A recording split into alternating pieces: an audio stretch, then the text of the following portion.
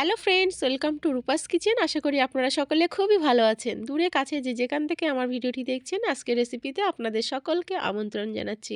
আজকে আবারও হাজির হয়েছি নতুন একটা রেসিপি নিয়ে। আমার আজকের রেসিপি মোচার পকোড়া। এই মোচার পকোড়া বা বড়া যেটাই বলেন না কেন, এটা খেতে যে এতটাই মজার হয়, আপনারা বাড়িতে একবার ট্রাই না করলে কিন্তু বুঝতেই পারবেন না। বিশেষ করে বাচ্চারা কিন্তু মোচা একদমই খেতে পছন্দ করে না। তাদেরকে যদি এইভাবে বড়া বা পকোড়ার আকারে এটা তৈরি করে দেন, তাহলে দেখবেন নিমেষেই তারা প্লেট খালি করে দেবে। এটা কিন্তু প্রচুর পরিমাণে ভিটামিনে ভরপুর এই মোচা।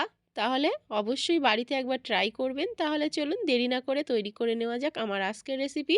মোচার পকোড়া তৈরি করার জন্য প্রথমে আমি এখানে একটা বোল নিয়ে তাতে নিয়ে নিচ্ছি সিদ্ধ করা আলু। আমি এখানে 3টে মিডিয়াম সাইজের আলু সিদ্ধ করে নিয়েছি ছোট টুকরো করে। তারপর একটা ম্যাশার দিয়ে আলুগুলোকে ম্যাশ করে নিচ্ছি।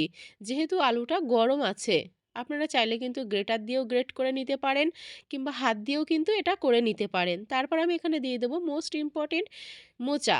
আমি মোচাটাকে ছাড়িয়ে খুব ভালো করে পরিষ্কার করে ধুয়ে লবণ আর হলুদ দিয়ে একটু সিদ্ধ করে নিয়েছি। তারপর এখানে দিচ্ছি হাফ কাপ বেসন। বেসন দেওয়া হয়ে গেলে আমি এখানে দিয়ে দেবো একটা বড় সাইজের পেঁয়াজ কুচি করে কেটে নিয়েছি, আর এখানে দেবো 4টে কাঁচা লঙ্কা।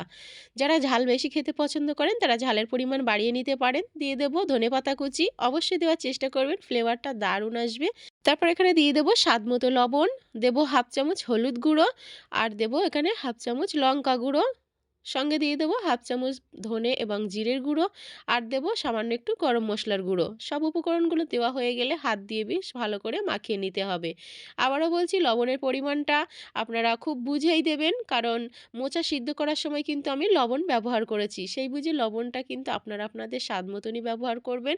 আর লঙ্কাটা যত বেশি খেতে পছন্দ করবেন সেই পরিমাণে লঙ্কাটা দিতে পারেন। খুব ভালোভাবে দেখুন মিক্স করা হয়ে গেলে আমি এখান থেকে জাস্ট অল্প অল্প করে নিয়ে এইভাবে বড়ার আকারে তেলে ভেজে নিলেই কিন্তু রেডি হয়ে যাবে। আমি দেখুন আগে থেকেই তেল গরম করতে বসিয়ে দিয়েছি। এখন এইভাবে বড়ার আকারে ভেজে নিলেই কিন্তু আমার রেডি হয়ে যাবে।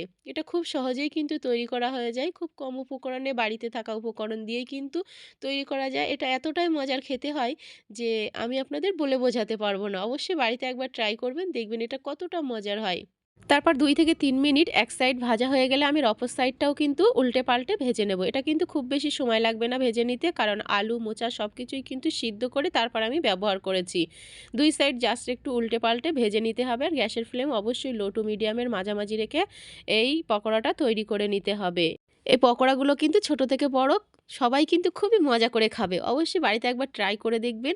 তারপর 2 সাইড বেশ লাল লাল করে ভেজে নেওয়ার পর আমি এটা তেল ঝরিয়ে তুলে নিচ্ছি। জাস্ট দেখুন এর লুকটা। এটা দেখতে কতটা সুন্দর হয়েছে। এটা যেমন দেখতে সুন্দর, তেমনই কিন্তু এটা খেতেও কিন্তু খুবই মজাদার। তারপর আমি দেখুন গরম গরমই আমি এটা সার্ভ করে নেব।